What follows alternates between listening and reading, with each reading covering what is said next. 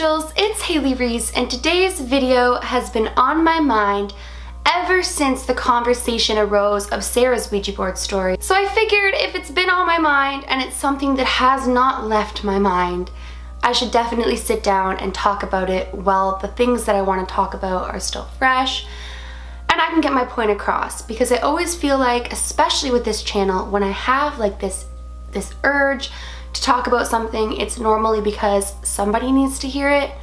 So I thought that for today's video, we could sit down and talk a little bit about the truth behind Ouija boards and the evil truth behind Ouija boards. Before I get into today's video though, I just very quickly want to say, if you are new to my channel, hi, my name is Haley. My family on here is the Reese's Pieces, and we believe in the unbelievable. So if you too believe in the unbelievable, or you just want to hear about it, all you gotta do is go ahead, click that subscribe button, and join our family. I have been warned ever since I was a little girl not to play with Ouija boards. My grandparents in particular were actually super adamant on this not being a game and for me not to touch it. I'm not going to get too deep into my family's history with Ouija boards because I touched on that in my very first ever Ouija board video, which was my Ouija board gone wrong video. I will put an info card to that right here. You can definitely check that out.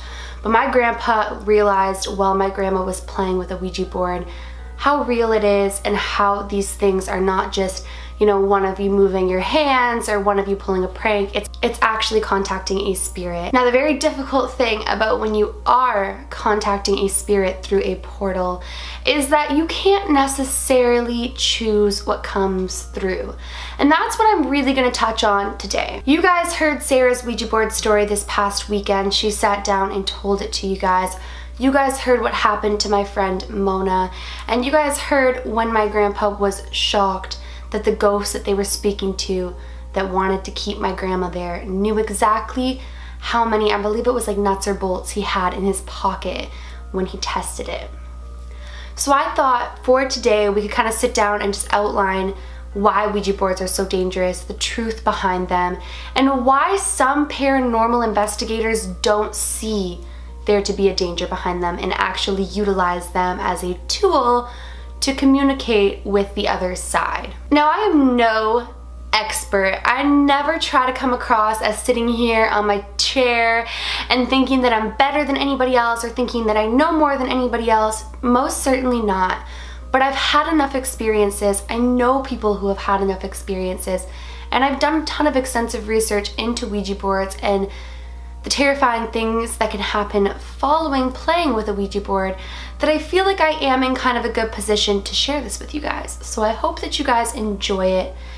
And okay, where should we begin? So obviously the purpose of a Ouija board is to communicate with ghosts. It's to communicate with the other side. And I do believe that it was designed in good fun. I think it was designed with the intention that when everybody lightly places their hands on the planchette, you know, it just moves naturally through like the nerves in your arms or whatever else. But what started out as a game, I guess so to say, has turned into something that has ruined many people's lives. So we've briefly touched on portals. We've briefly touched on what exactly a portal is, what exactly a vortex is, and how exactly they could be good or they could be dangerous. Now, you can turn any object into a portal. That's the really interesting thing about portals, is that they can be created. You can open up a portal within an object. And so ultimately, by playing with a Ouija board, you are now opening up a portal.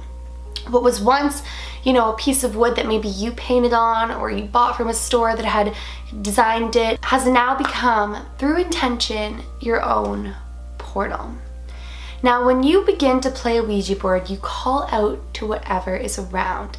And the very interesting thing is there may be a veil between our world and the spiritual world, but the spirits are always around. I mean, that is just what it is. I've come to learn that so strongly throughout my life. While some places obviously have more spirits around than others, spirits are around. And so within calling out to the spirits to now utilize your hands, your planchette, to move around and to communicate, you have now opened up a portal within this this game. When you are calling out to spirits, you aren't necessarily able, unless you have really worked on this, to single out exactly who you're calling to. So you could be calling to one spirit saying, come show us, but multiple spirits are coming around. And that's just something that people have learned. Now, through intention, you can create that only positive spirits come around.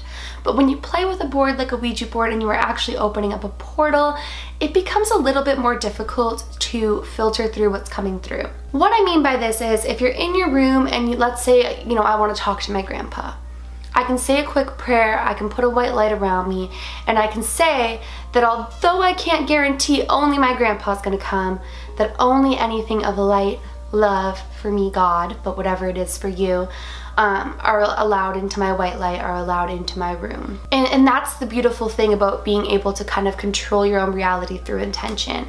However, when you start to play with a Ouija board, it becomes a little bit more difficult because most people playing with Ouija boards aren't sitting there protecting themselves with white lights, really focusing their intention on anything positive.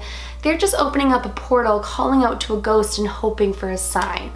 Now, when this can go from just being dangerous to being like dangerous is when you actually taunt or test the ghost to prove itself to you. So let's say you're all sitting there with a group of friends and you're moving around the planchette and you all are like, oh my goodness, like, is this really a ghost? Is this really a ghost? And you start to say things like, if you're here, give us a physical sign. If you're here, flicker the light or do this. By doing that, you are actually unintentionally testing a ghost. Now, if it is something evil, this can become a very dangerous thing, but whether or not it's evil isn't always necessarily the biggest issue here. When you welcome any spirit into your room to now prove itself to you, chances are you've just invited it now from this portal, from inviting it into your reality to actually inviting it into your space.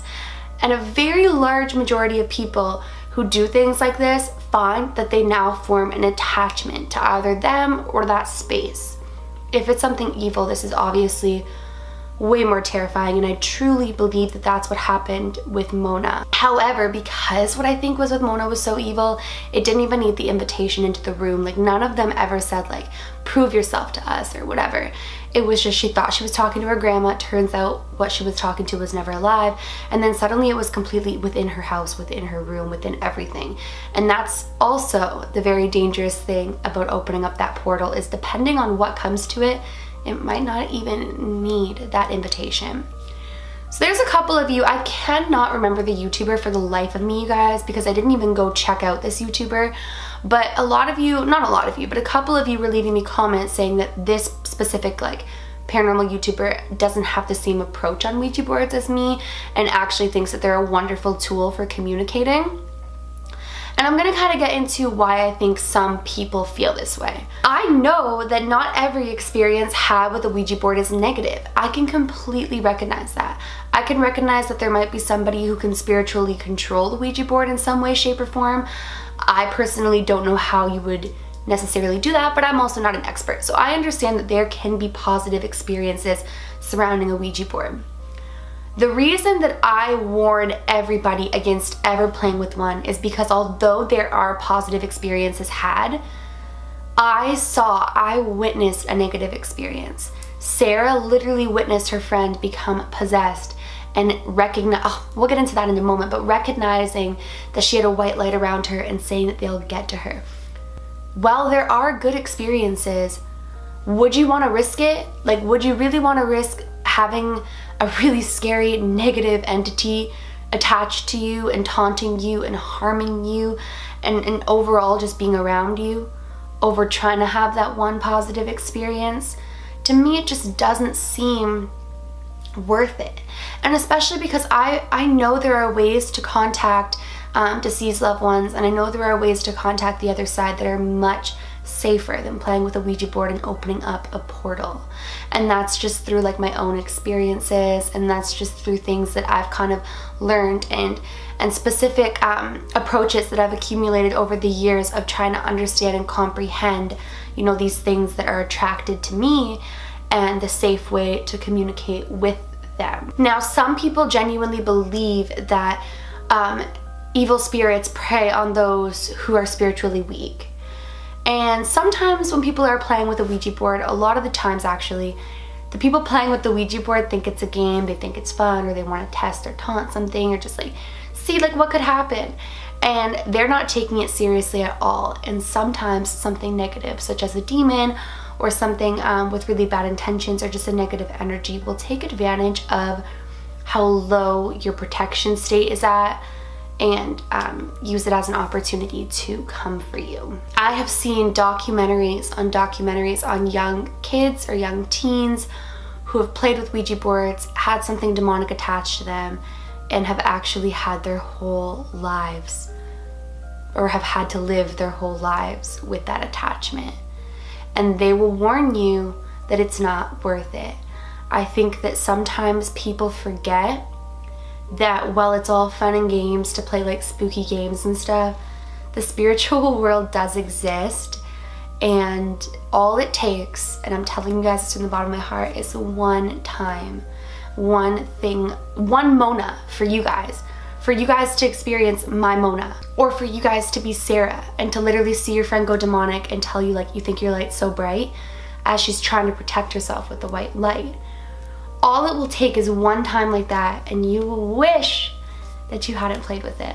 I feel like I am super rambling right now, but I just really wanted to come on here and kind of talk a little bit about it because I just would never want anything bad to happen to any of you. I love you all so sincerely, and I just feel like if I've had a negative experience, Sarah's had a negative experience, my grandma had a relatively negative experience, and these are people that I know, and this is something that I've personally experienced, I can only imagine how many people in the world regret playing with a Ouija board. I mean, I think we've all heard about Zozo the demon. If you guys want me to do a video on that, I'm not opposed to it. I will look into it. Definitely let me know. But he just really freaks me out overall. And I did a little bit of research into him, and he dates way back. Way back. So this isn't like a new like internet thing. This actually is something that you can follow a trail back into history, and that's what makes it all the more freaky and all the more real. And he tends to utilize the Ouija board as his portal into getting to people.